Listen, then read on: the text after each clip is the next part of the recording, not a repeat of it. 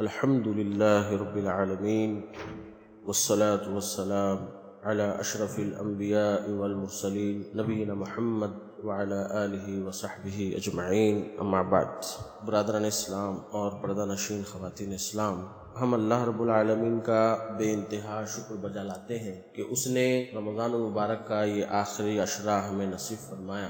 یہ آخری عشرہ جس کے اندر ایک طاق رات ہے جو 1000 مہینوں سے افضل ہے، جو اس سے محروم رہا وہ حقیقی بد نصیب ہے۔ تو ہم دعا کرتے ہیں کہ رب العالمین ہمیں ان خوش نصیبوں میں سے بنائے جنہیں یہ لیلۃ القدر نصیب ہو جائے۔ برادر اسلام، رمضان المبارک ایک اپارچونٹی والا مہینہ ہے۔ جب یہ مہینہ نصیب ہو جاتا ہے تو ایک بڑی ذمہ داری تمام پر عائد ہو جاتی ہے، اور وہ ذمہ داری یہ ہے کہ ہم اپنی مغفرت کرا لیں۔ حدیث میں آتا ہے کہ اللہ کے رسول صلی اللہ علیہ وسلم ممبر پر پہلی سیڑھی چڑھے آمین کہا، دوسری سیڑھی چڑھے آمین کہا، تیسری سیڑھی چڑھے آمین کہا، تو پوچھے جانے پر بتایا کہ جو رمضان کا مہینہ پائے اور پھر اپنی مغفرت نہ کروا لے اس پر لعنت ہو، تو میں نے آمین کہا۔ تو برادر اسلام، رمضان المبارک کا مہینہ اگر کوئی پاتا ہے اور اپنی مغفرت نہیں کروا لیتا تو وہ بڑا ہی بد نصیب شخص ہے۔ آپ 4 حدیثیں سنیے۔ شقی عبد ادرک رمضان فانسلخ منہ ولم یغفر لہ، کہ بڑا ہی بد نصیب ہے وہ شخص جس نے رمضان کا مہینہ پایا اور رمضان نکل گیا لیکن وہ اپنی مغفرت ہی نہیں کرا لیا۔ اور ایک حدیث، رغم انف امرئ ادرک رمضان فلم یغفر لہ، اس شخص کی ناک خاک آلود ہو جس نے رمضان کا مہینہ پایا اور اپنی مغفرت نہیں کروا لی۔ تیسری حدیث، بعودہ من ادرک رمضان فلم یغفر لہ، دوری ہو ایسے شخص کے لیے جو رمضان کا اتنا اچھا مہینہ پا کر بھی اپنی مغفرت نہیں کروا لیا۔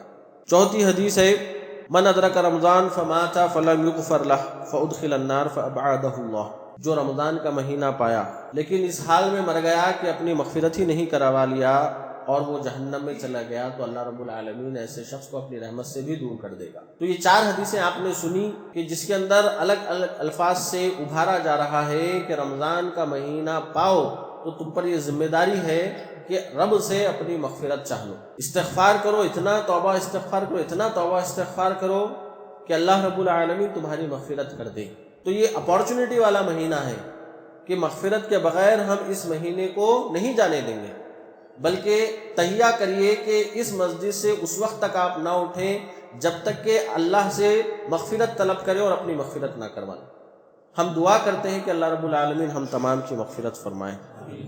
برادر اسلام، ویسے تو اللہ رب العالمین چاہتا ہے کہ بندے مغفرت طلب کریں اور وہ اس بات پر بہت خوش ہوتا ہے۔ حدیث میں تو یہاں تک آیا ہے کہ اگر تم مغفرت طلب کرنا چھوڑ دو تو اللہ تعالیٰ تم کو مٹا کر ایک ایسی قوم کو لائے گا جو گناہ ہونے پر اللہ سے مغفرت طلب کریں گے اور اللہ تعالیٰ ان کو مغفرت کر دے گا۔ تو یہ اللہ تعالیٰ کا پسندیدہ عمل ہے، بندوں کو معاف کرنا یہ اللہ تعالیٰ کا پسندیدہ عمل ہے، اور اللہ رب العالمین اتنا زیادہ خوش ہوتا ہے، اتنا زیادہ خوش ہوتا ہے کہ انسان اپنی زندگی میں سب سے زیادہ خوش کس وقت ہو سکتا ہے؟ اس سے بھی زیادہ اللہ رب العالمین اس وقت خوش ہوتا ہے جب بندے اللہ سے مغفرت طلب کرتے ہیں۔ حدیث میں مثال بیان فرمائی گئی کہ اللہ کے رسول فرماتے ہیں، ایک شخص ہے جو ریگستان میں اپنے ایک اونٹ پر اپنے کھانے پینے کا سامان لے کر چلا، لیکن راستے میں وہ اونٹ اس سے گم ہو گیا، تو وہ تھک ہار کر ایک درخت کے نیچے سو گیا۔ جب نیند کھلی تو وہ کیا دیکھتا ہے کہ اس کا وہی اونٹ جس پر اس کے کھانے پینے کا سامان تھا، ایک معنوں میں زندگی تھی ورنہ وہ بھوکو صحرا میں مر جاتا۔ تو وہ نظر آتے ہی وہ اٹھتا ہے، خوشی سے اس کی نکیل پکڑتا ہے اور خوشی میں یہ الفاظ غلطی سے اس کی زبان سے نکلتے ہیں کہ اے اللہ تو میرا بندہ ہے، میں تیرا رب ہوں، خوشی کے مارے۔ تو اتنا زیادہ جب بندہ خوش ہوتا ہے تو اتنی زیادہ خوشی سے بھی زیادہ اللہ رب العالمین کو خوشی ہوتی ہے جب بندہ اللہ رب العالمین سے توبہ و استغفار کرتا ہے۔ بے حد پسند ہے کہ بندے اس سے معافی مانگے، توبہ و استغفار کریں۔ حدیث میں آتا ہے، کل بنی آدم خطاء وخیر الخطائین التوابون، کہ آدم علیہ السلام کی اولاد بہت زیادہ خطا کار ہے لیکن سب سے بہترین خطا کار وہ ہے جو بہت زیادہ توبہ و استغفار کرنے والا۔ توبہ و استغفار اوڑھنا بچھونا بنا لینا چاہیے۔ اللہ کے رسول صلی اللہ علیہ وسلم خود جو ہے ایک مجلس میں 70 مرتبہ توبہ و استغفار کیا کرتے تھے۔ اب ایک دن میں کتنی مجلسیں ہوتی تھیں؟ یعنی کہ سمجھے آپ ہر نماز کے بعد ایک مجلس بھی اگر آپ پکڑ لیں تو کتنی مجلسیں ہوتی تھی اور کتنا استغفار اللہ کے رسول کرتے تھے، جبکہ اللہ کے رسول کے اگلے پچھلے سارے گناہ معاف کر دیے گئے تھے، جبکہ اللہ کے رسول صلی اللہ علیہ وسلم معصوم عن الخطا، یعنی کہ گناہ کے کام بھی نہیں کیا کرتے تھے۔ اس کے باوجود یہ کیوں کرتے تھے توبہ و استغفار؟ کیونکہ اللہ رب العالمین کو پسند ہے، اللہ تعالیٰ چاہتا ہے بندوں سے کہ وہ توبہ و استغفار کریں۔ برادر اسلام، ایک حدیث میں یہ بھی بیان کیا گیا کہ بندہ جب گناہ کرتا ہے اور پھر کہتا ہے اے اللہ مجھ سے غلطی ہو گئی ہے، اللہ میری مغفرت فرما دے، تو اللہ تعالیٰ کہتا ہے اذنب عبدی ذنبا، کہ میرے بندے نے گناہ کیا، لیکن وہ جانتا ہے کہ اس کا ایک رب ہے جو گناہوں پر پکڑتا بھی ہے اور معافی مانگنے پر معاف بھی کر دیتا ہے، تو اس مرتبہ اس کو معاف کر دیا جاتا ہے۔ دوسری مرتبہ کچھ اور غلطی ہو جاتی ہے بندے سے، وہ پھر اللہ رب العالمین سے دعا کرتا ہے اللہ مجھ سے غلطی ہو گئی ہے، اللہ میری مغفرت کر دے، تو اللہ تعالیٰ کہتا ہے فخریا، خوش ہو کر فرشتوں کے سامنے، دیکھو میرا بندہ ہے جو یہ جانتا ہے کہ اس کا رب ہے جو گناہوں کو معاف بھی کرتا ہے اور چاہے تو گناہوں پر مواخذہ بھی کرتا ہے، اللہ تعالیٰ معاف کر دیتے ہیں۔ پھر ایک مرتبہ کچھ اور گناہ بندے سے ہو جاتا ہے، وہ پھر معافی مانگتا ہے، تو اللہ تعالیٰ وہی الفاظ کہتے ہیں کہ میرا بندہ، اس کو پتہ ہے کہ اس کا رب ہے جو معافی مانگنے پر معاف بھی کرتا ہے، غفور الرحیم ہے اللہ، اور مواخذہ بھی کر سکتا ہے، اس لیے تو وہ توبہ کر رہا ہے تاکہ وہ اس کے مواخذے سے بچ سکے۔ تو اے بندے اب تو جو چاہے کر، میں نے تجھے بخش دیا، تیری مغفرت کر دی۔ تو برادر اسلام، اللہ رب العالمین کیا ارشاد فرماتا ہے حدیث قدسی میں، یہ بڑی اہم حدیث ہے لیکن سمجھنے کی ہے، شیطان گمراہ نہ کر دے۔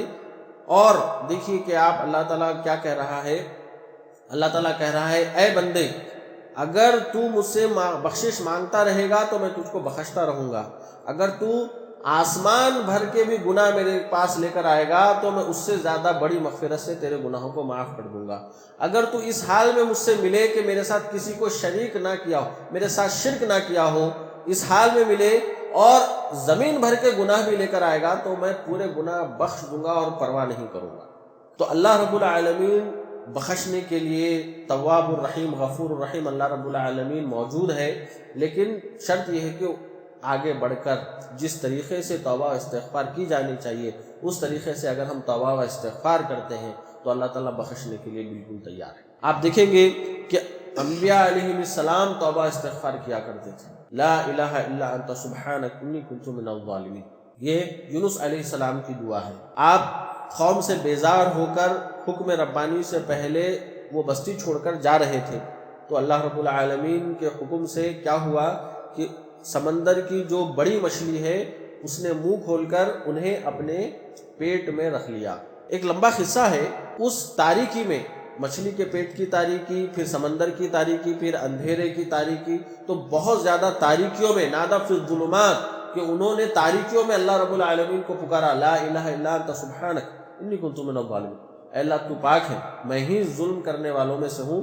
تو اللہ رب العالمین نے کیا ہے ان کو نجات دے دی۔ یہ جو استغفار کی دعا تھی، ان کی توبہ کی جو دعا تھی، لا الہ الا انت سبحانک انی کنت من الظالمین، اس دعا کے کرنے سے اللہ رب العالمین نے ان کو نجات دی۔ وہ مچھلی آ کر ان کو ساحل پر چھوڑ کر چلی گئی۔ اللہ تعالیٰ کہتا ہے اگر یہ دعا نہیں کرتے تو قیامت تک اسی پیٹ میں وہ موجود رہتے۔ تو توبہ و استغفار کرنے سے بندہ کئی مصیبتوں سے بچ جا سکتا ہے، دنیاوی و اخروی۔ تو ہر نبی نے توبہ و استغفار کیا۔ آدم علیہ السلام سے ہی شروع کر دیجئے آپ۔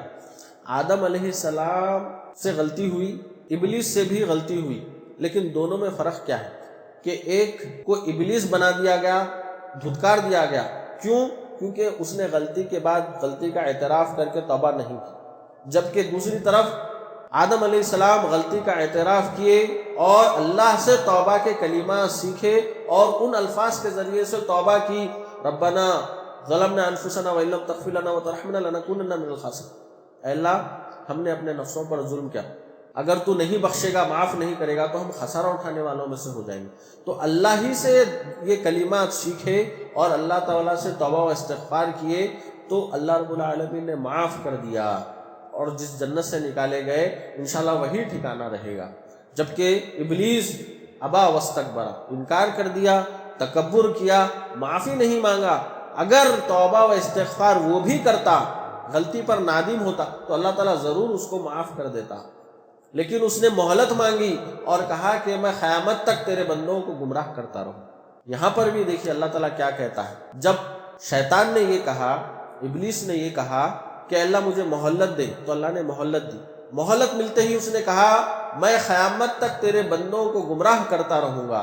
تو اللہ تعالیٰ کیا کہتا ہے، میرے عزت و جلال کی قسم، جب تک وہ مجھ سے معافی مانگتے رہیں گے میں ان کو بخشتا رہوں گا، معاف کرتا رہوں گا۔ تو برادر اسلام، رمضان کا جو بابرکت مہینہ ہمیں نصیب ہوا ہے، اس کے اندر کچھ کام ایسے ہمیں کرنے چاہیے کہ جس کی وجہ سے ہماری مغفرت ہو سکے۔ انشاءاللہ 10 ایسے ہدایات و تعلیمات اور اعمال ہیں کہ اگر مختصر سے وقت میں کہ اگر ہم وہ کریں گے تو اللہ رب العالمین مغفرت کا وعدہ کیا ہے۔ حدیث میں آتا ہے کہ اللہ کے رسول صلی اللہ علیہ وسلم فرماتے ہیں کہ جسے رمضان میسر آ جائے، ایک رمضان سے دوسرے رمضان کے درمیان اگر وہ کبیرہ گناہوں سے بچتا رہے، مکفرات ما بینہم، تو وہ اس کے گناہوں کا کفارہ بن جاتے ہیں۔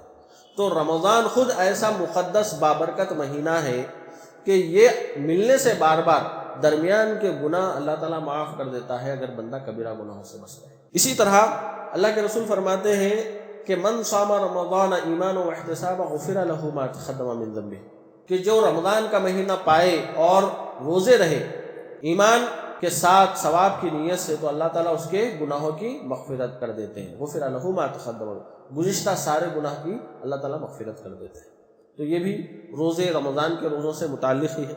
اس کے بعد فرمایا من قام رمضان ایمانا واحتسابا غفر له ما تقدم من ذنبه، تو رمضان کے اندر جو قیام کرے گا، قیام اللیل کرے گا، تو رمضان کے 30 دن ہیں، تو رمضان کے مہینے میں جو بندہ قیام کرے گا ایمان و احتساب کے ساتھ، تو اللہ تعالیٰ بھی اس کے سارے گناہ گزشتہ معاف کر دے گا۔ تو یہ بھی ایک بڑی مغفرت کا ذریعہ ہے۔ تو روزے رہنا بھی مغفرت کا ذریعہ ہے، قیام کرنا بھی مغفرت کا ذریعہ ہے، اور خصوصی طور سے لیلۃ القدر کے اندر قیام کرنا، من قام لیلۃ القدر ایمان و احتسابا غفر له ما تقدم من ذنبه، فرمایا جو لیلۃ القدر کو قیام کرے گا ایمان و احتساب کے ساتھ، تو اللہ تعالیٰ اس کے سارے گزشتہ گناہ معاف فرما دے گا۔ تو یہ رمضان کی برکت ہے، سمجھیے کہ اللہ رب العالمین نے کئی ذرائع رکھے ہیں رمضان کے اندر ہی جس سے بندہ مغفرت حاصل کر سکتا ہے۔ شرط یہ ہے کہ ایمان، یعنی کہ ایمان ہونا چاہیے، اللہ کے لیے وہ بندہ کر رہا ہو، ثواب کی نیت سے کر رہا ہو، دکھاوے کے لیے نہیں کر رہا ہو، جس کے اندر ذاتی مفاد نہ ہو یا دنیا کو دکھانا مقصود نہ ہو۔ تو یہ اگر کوئی بھی عمل کر رہا ہے، نماز، روزہ، جو بھی وہ کر رہا ہے اللہ کی خاطر کر رہا ہے، تو پھر اس کی مغفرت کا اللہ تعالیٰ وعدہ کرتے ہیں۔ اسی طرح افطار کے وقت خاص طور سے اللہ تعالیٰ فرماتا ہے ان للہ عند کل فطر اتقا، کہ اللہ رب العالمین افطار کے وقت بہت سے بندوں کو جہنم سے آزادی کے پروانے دیتے ہیں، اور یہ ہر افطار کے وقت روزانہ اللہ رب العالمین یہ عمل کرتے ہیں۔ تو اس وقت دعا کی قبولیت کا بھی وقت ہے، تو اس وقت اپنے دعا کر لینا چاہیے کہ اللہ رب العالمین ہمیں ان خوش نصیبوں میں سے کر دے کہ اللہ رب العالمین نے جنہیں جہنم سے آزادی کا پروانہ جو ہے دے دیا ہو۔ اب دیکھیے ایک چیز اور ایک ہے عمل، نماز، روزہ تو ہو گیا، اس کے بعد زکوٰۃ و صدقات سے متعلق بھی ہے۔ الصدقۃ تطفئ الخطیئہ کما یطفئ الماء النار، اللہ کے رسول فرماتے ہیں کہ صدقہ و خیرات گناہوں کو اس طرح دھو ڈالتے ہیں، مٹا ڈالتے ہیں جس طرح کہ پانی آگ کو بجھا دیتا ہے۔ تو اللہ کے رسول صلی اللہ علیہ وسلم سخی تھے، لیکن رمضان کا مہینہ آتا تو تیز و تند آندھی سے بھی زیادہ سخاوت کیا کرتے تھے۔ تو یہ ایک عمل ہے۔ اور برادران اسلام، چونکہ آخری عشرہ ہے، لیلۃ القدر کا معاملہ ہے، لیلۃ القدر میں ایک عمل بھی 1000 مہینوں سے افضل ہو جاتا ہے۔ یعنی کہ اگر اس ایک رات میں، یعنی کہ لیلۃ القدر کی ایک رات میں کوئی ایک عمل بھی بندہ کرتا ہے، 1000 مہینے وہ عمل کرنے کے برابر اس کو ثواب ملتا ہے۔ تو یہ سوچ کر آخری عشرے میں زیادہ سے زیادہ عبادت، روزہ، نماز، صدقات و خیرات، تلاوت، دعائیں، اور جو بھی اذکار ہیں، صلہ رحمی ہے، جتنے کار خیر ہیں، چن چن کر بلا ناغہ اور ایک بھی لمحہ ضائع کیے بغیر راتوں کو گزارنا چاہیے۔ اس طرح سے رات ایسا نہ گزاریں کہ صرف جاگ رہے ہیں، باتیں کر رہے ہیں، کھا رہے ہیں، گھوم رہے ہیں۔ اس طرح کی بیکار کی اگر راتیں ضائع کریں گے تو بد نصیب اور جو ہے اس طرح شمار ہوں گے کہ جو بہت بڑے خیر سے محروم ہوں گے۔ یہ رات کو ہمیں کیسے بنانا ہے کہ اس کے اندر اذکار کر رہے ہیں، قیام کر رہے ہیں، تلاوت کر رہے ہیں، دعائیں کر رہے ہیں، صلہ رحمی کر رہے ہیں، صدقہ خیرات کر رہے ہیں، تو ایسی رات کو مزین کریں گے تو ہی فائدہ مند ہونے والا ہے۔ اب دیکھیے ان راتوں میں جو ہم کر سکتے ہیں وہ یہ ہے سید الاستغفار، اللہ کے رسول صلی اللہ علیہ وسلم نے استغفار کا ایک ایسا کلمہ سکھایا، ایک ایسی دعا سکھائی جس کو سید یعنی کہ سردار کہا گیا، استغفاروں کا سردار.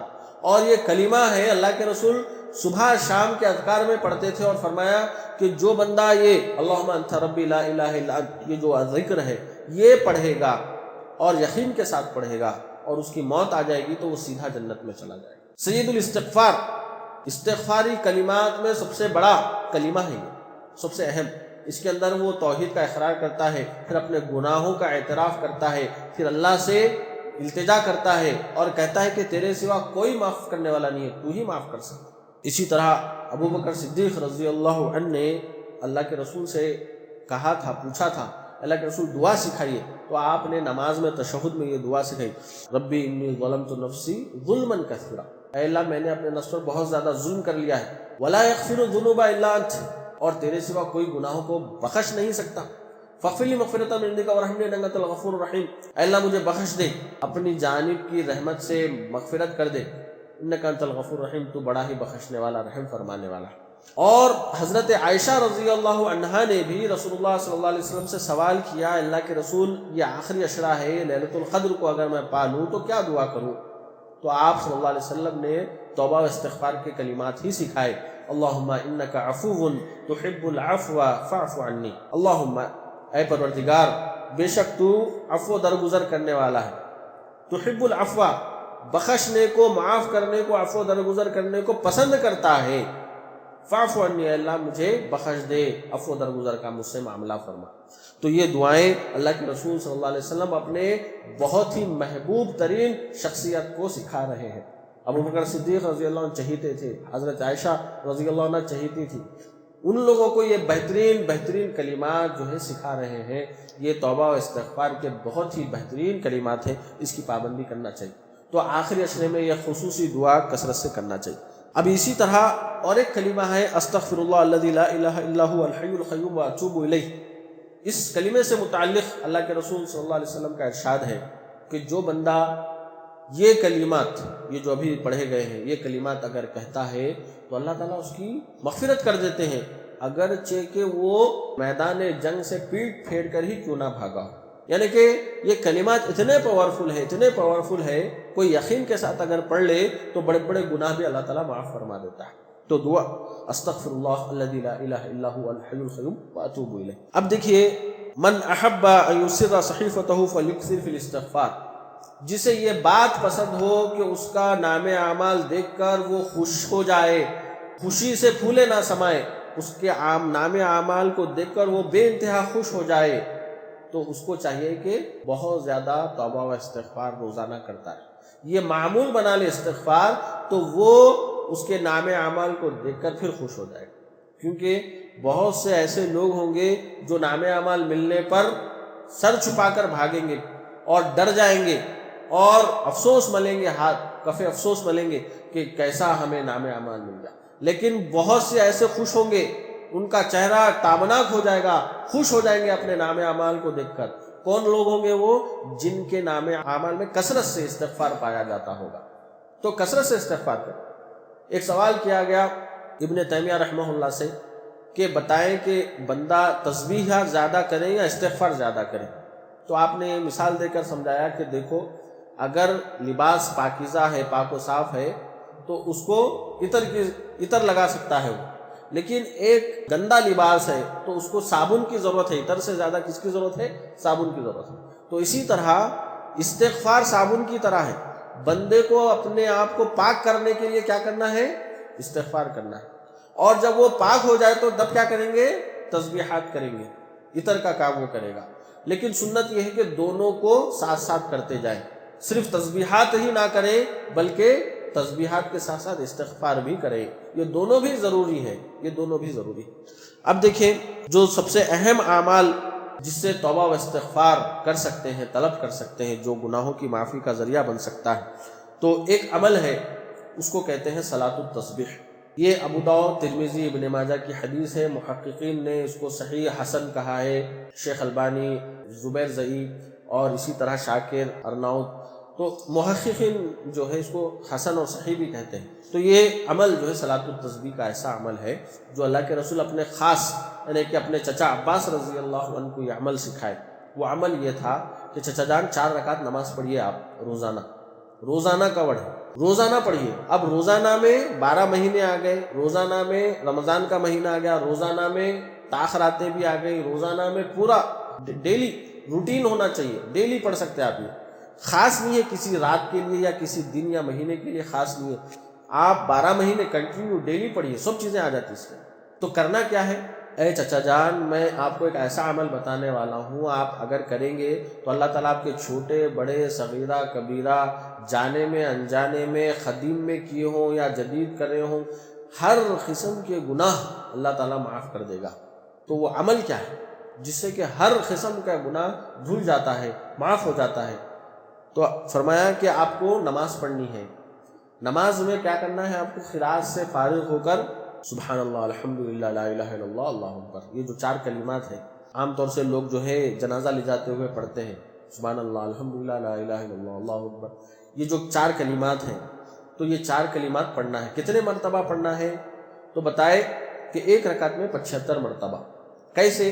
قرات سے فارغ ہو کر 15 بار پڑھیں گے، رکوع میں جانے کے بعد، رکوع کی تسبیحات کے بعد 10 مرتبہ پڑھیں گے، پھر رکوع سے ٹھہریں گے، سمیع اللہ لمن حمدہ ربنا لک الحمد، اس کے بعد 10 مرتبہ پڑھیں گے، پھر جب سجدے میں جائیں گے، سجدے کی تسبیحات پڑھنے کے بعد 10 مرتبہ پھر پڑھیں گے، پھر سجدے سے بیٹھیں گے، پھر 10 مرتبہ پڑھیں گے، دوسرے سجدے میں جائیں گے، پھر 10 مرتبہ پڑھیں گے، دوسرے سجدے سے بیٹھیں گے، بیٹھ کے 10 مرتبہ پڑھیں گے، اس کے بعد قیام کے لیے ٹھہریں گے۔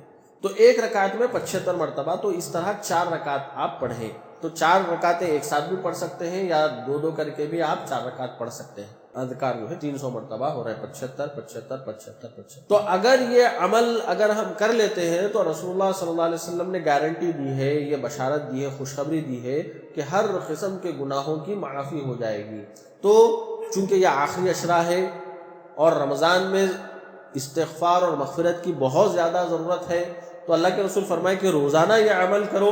اگر روزانہ نہیں ہو رہا ہے تو ہفتے میں 1 مرتبہ یا جمعے میں 1 مرتبہ کرو، یا کم از کم مہینے میں 1 مرتبہ کرو، یا سال میں 1 مرتبہ کرو، یا عمر میں 1 مرتبہ یہ ضرور کرو، اللہ کے رسول صلی اللہ علیہ وسلم نے ارشاد فرمایا۔ اور اسی طرح اللہ کے رسول صلی اللہ علیہ وسلم جو سحری کا وقت ہے، بہت اہم ترین وقت ہے، اس وقت اللہ تعالیٰ بندے سے بہت زیادہ قریب ہوتا ہے، اس وقت جو ہے مغفرت کرنا چاہتا ہے، مجھ سے سوال کرو مغفرت کا، میں تمہیں بخش دوں گا، معاف کر دوں گا۔ تو ایسے وقت میں بھی دعائیں کریں، اذکار کریں، اور اس طرح۔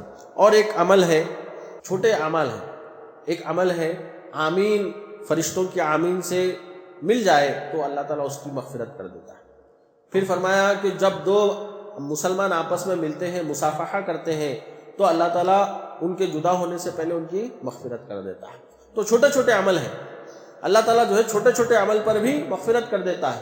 اللہ کے رسول نے فرمایا کہ ایک بندہ تھا، اس نے 100 قتل کر دیے تھے، لیکن توبہ دل سے پوری طرح سے نیت صادقہ کر لیا تھا کہ وہ توبہ کرے گا اور یہ عمل چھوڑ دے گا، یہ زندگی جو ہے لائف بدلنا چاہ رہا تھا دل سے۔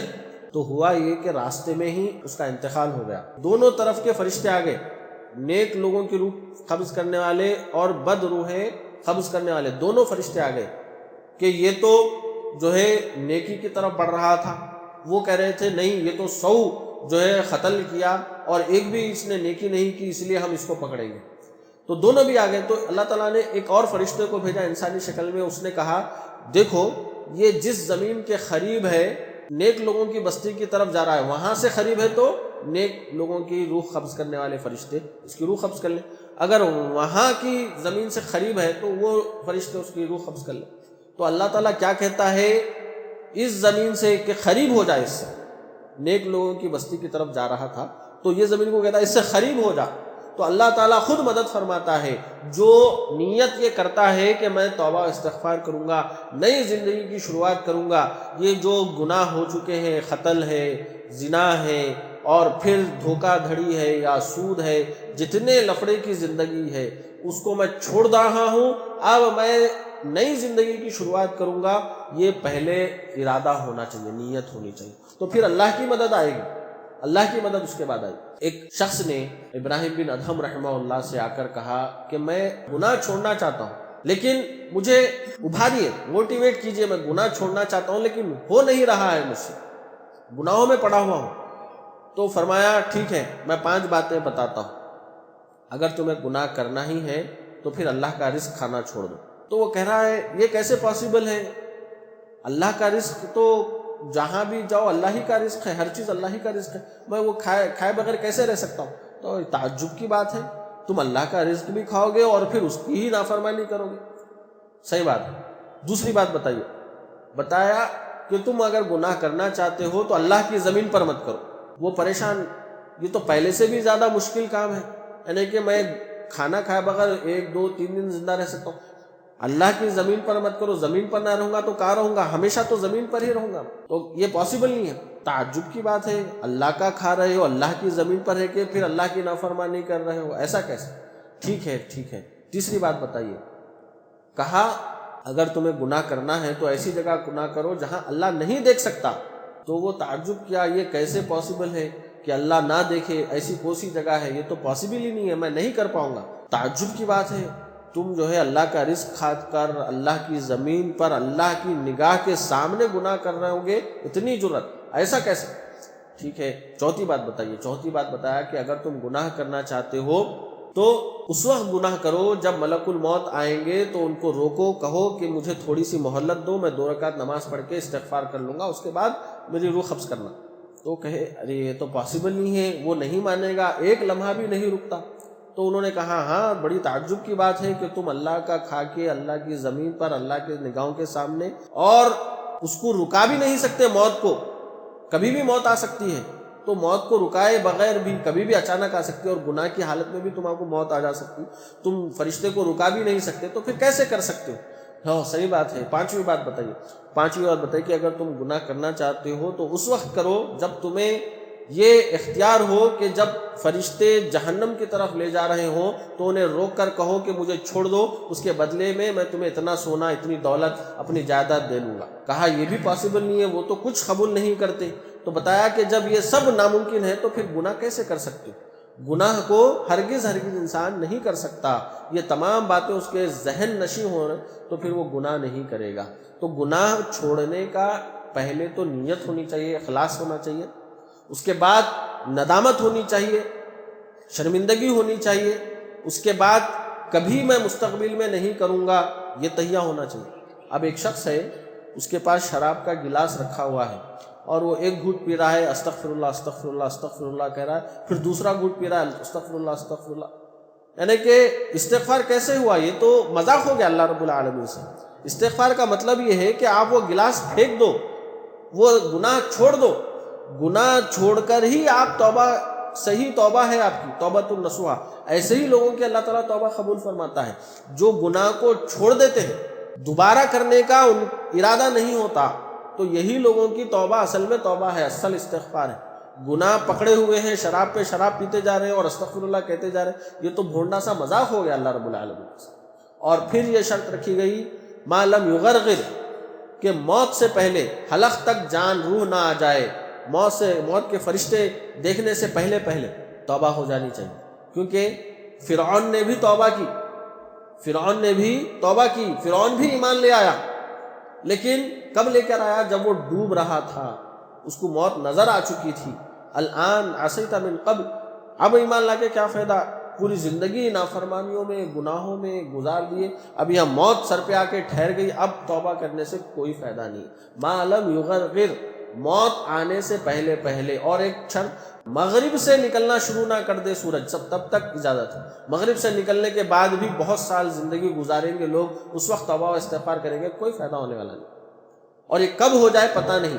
تو اس لیے بتایا جا رہا ہے کہ موت سے پہلے یعنی کہ ہمیشہ ریڈی رہیے، ہمیشہ توبہ و استغفار، ایسی زندگی کہ ابھی بھی موت آ جائے تو نام اعمال صاف رہے، استغفار سے بھرا ہوا۔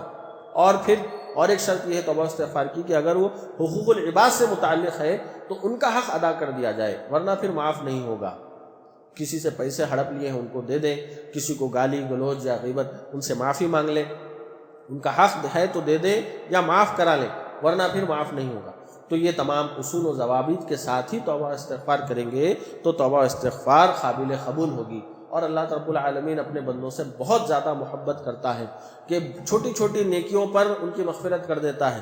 حدیث میں آتا ہے کہ ایک شخص پیاسا تھا، کنویں میں گیا، باہر آ کر دیکھا کتا جو ہے مٹی چاٹ رہا ہے، کچی مٹی، تو سوچا کہ اس کو پیاس لگی ہے، وہ دوبارہ اندر جا کے پانی پلاتا ہے کتے کو، اللہ تعالیٰ اس کی مغفرت کر دیتے ہیں اس آدمی کی۔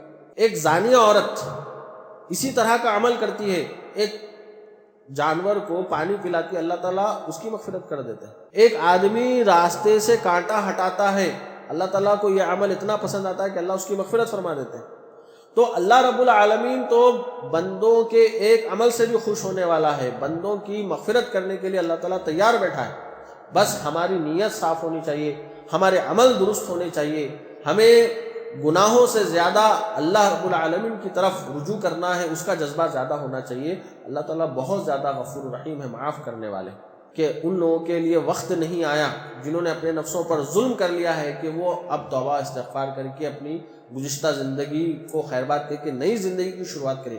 قاضی ایاس وہ ڈاکو تھے، لیکن یہ آیت سنے تو ایمان میں ہلچل پیدا ہوئی، ایسے مسلمان ہوئے کہ اب وہ جو ہے ولی بن گئے، وہ جو ہے بڑے علامہ بن گئے، لوگ ان سے فتوی آ کے پوچھنے لگے، اتنے بڑے، تو پوری زندگی بدل ڈالی، ڈاکوانہ زندگی چھوڑ دی۔ کیا ان لوگوں کے لیے وقت نہیں ہے؟ تو وقت ہے، اب اللہ رب العالمین کا موقع ہے، محل ہے، اور یہ اچھا موقع ہے آخری عشرے کا، تو یہ گناہوں سے معافی مانگ کر اللہ سے استغفار طلب کر کے اپنی مغفرت کروانے کا۔ تو ہم اللہ رب العالمین سے دعا کرتے ہیں کہ اللہ رب العالمین چھوٹے بڑے جو بھی ہم سے گناہ سرزد ہوئے ہیں، اللہ رب العالمین اپنے فضل و کرم سے ہماری مغفرت فرمائے۔ اللہ رب العالمین ہمیں سیدھے راستے پر چلنے کی توفیق عنایت فرمائے۔ اللہ رب العالمین جو بھی گناہ ہوئے ہیں اپنے فضل و کرم سے معاف فرمائے۔ ربنا ظلمنا انفسنا وان لم تغفر لنا وترحمنا لنكونن من الخاسرین۔ لا الہ الا انت سبحانک انی کنت من الظالمین۔ یا اللہ جب تک زندہ رکھے، اسلام پر زندہ رکھے، خاتمہ اللہ ایمان کی حالت میں فرمائے۔ اللہ رب العالمین ہم تمام کی مغفرت فرمائے، ہم تمام کی، بڑوں کی، بچوں کی، عورتوں کی، لڑکیوں کی، اور جو زندہ ہیں اور جو مر چکے ہیں، اللہ ہم تمام کی مغفرت فرمائے۔ اللہ رب العالمین یہ آخری عشرہ ہے، اے اللہ رب العالمین ہم گناہ گار ہیں، اے اللہ ہم تیری معافی کے، تیری مغفرت کے طلبگار ہیں، اے اللہ ہم پر رحم و کرم فرما، اے اللہ ہماری مغفرت فرما۔ لا الہ الا انت سبحانک انی کنت من الظالمین۔ ربنا آتنا فی الدنیا حسنہ وفی الآخرۃ حسنہ وقنا عذاب النار۔ اللہم انک عفو تحب العفو فاعف عنا، اللہم انک عفو تحب العفو فاعف عنا، اللہم انک عفو تحب العفو فاعف عنا۔ سبحان ربک رب العزة عما یصفون وسلام علی المرسلین والحمد للہ رب العالمین۔